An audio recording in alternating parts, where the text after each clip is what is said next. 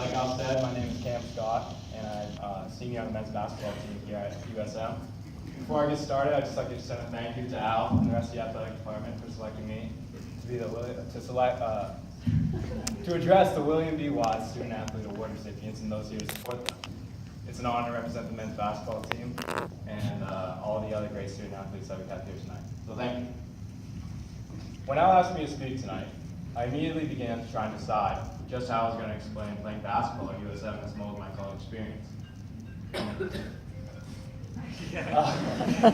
Playing basketball and being a part of the team in general has taught me so much over the years that after giving it a long thought, I decided I would talk about 3 important lessons that basketball has taught me about being a student, an athlete, and a person as a whole.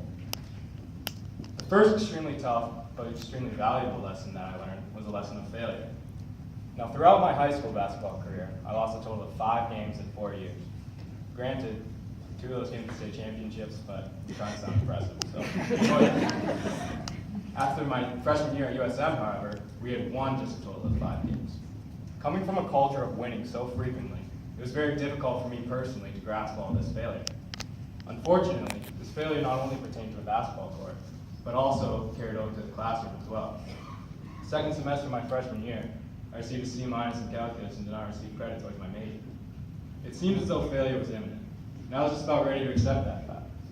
It wasn't until I thought back upon when my high school basketball coach, Russ Bartlett, told me and the other returning players after we had lost the state championship my sophomore year that I began to make a change. He said to us, "We're never going to get that game back. So right now we have a decision to make.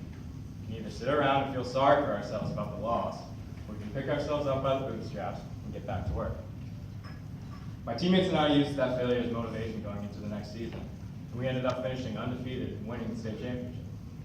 Fast forward 4 years to my sophomore year at USM, and I was faced with that same decision: continue to lose in the classroom and on the court, or reject failure and persevere. My teammates and I chose the latter. Again, we used our failure as motivation, and we ended up finishing the season, the regular season, second in the Little East Conference standings when we were projected to finish last. Also, I retook calculus and replaced my grade of a C- with an A. Through playing basketball, I learned that at some point in all of our lives, we're all bound to fail at some capacity.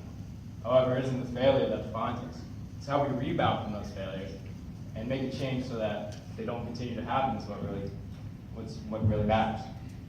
Second lesson that playing basketball at USM has taught me is a lesson of leadership. I once thought that to be the best leader on the team, you have to be the best player or the best student in the classroom. However, playing alongside guys like Jose Machantabong, Christian McHugh, and Zach Leal, quickly realized I wasn't always going to be the best player on the floor.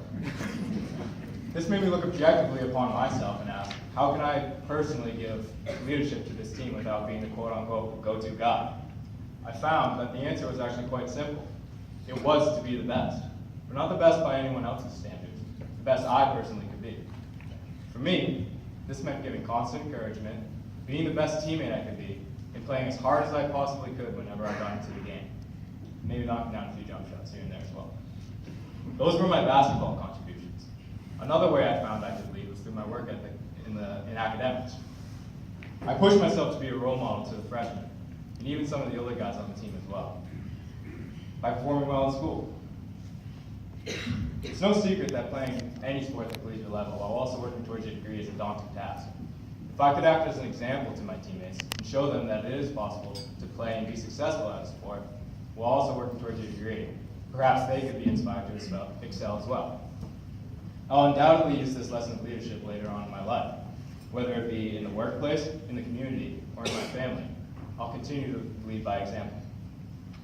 The third and final lesson that I learned through playing basketball that I'll discuss tonight is 2 parts. 1 being camaraderie, and 2, and probably more importantly, being humility. Coming into college as a hot-headed 18-year-old freshman, I truly thought that I could handle everything all on my own. It's no surprise that I was sorely mistaken.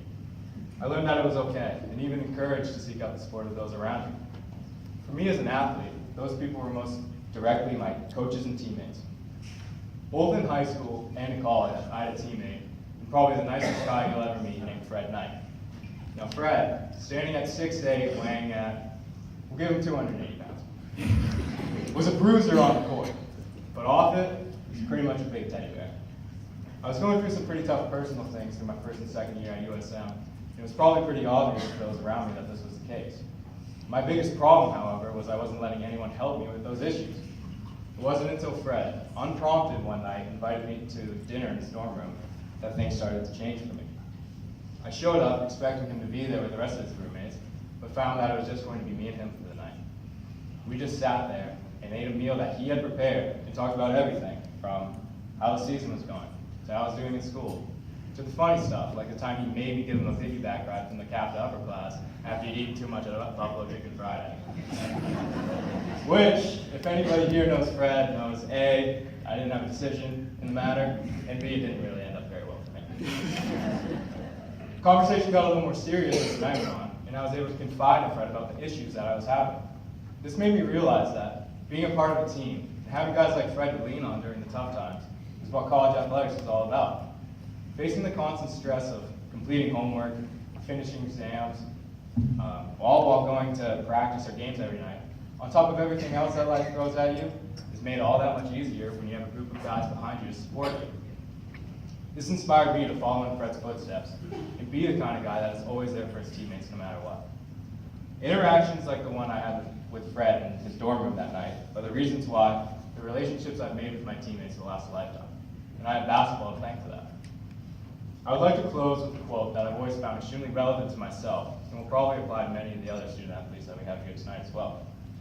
Drew Joyce, a high school basketball coach in Ohio, who after I recite this quote, you might be surprised once coached this guy named LeBron James, said, "Basketball is a vehicle. It's not the end all and be all. It's a vehicle to get from point A to point B. Use basketball, don't let it use you." Now, no one in this room is LeBron James. That dude's a freak. And he probably knew he was going to the NBA by the time he was 15 or 16 years old. In fact, few, if any of us, will probably go on to play our respective sports professionally at all. For that reason, I would encourage everyone here to think about that quote. Look back and be thankful for your sport, whether it be basketball, baseball, softball, hockey, lacrosse, wrestling, tennis, cross country, anything else, golf, right. Use those experiences in your sport, intertwined with your experiences in the classroom, to better shape yourself as a student, an athlete, and a person going forward.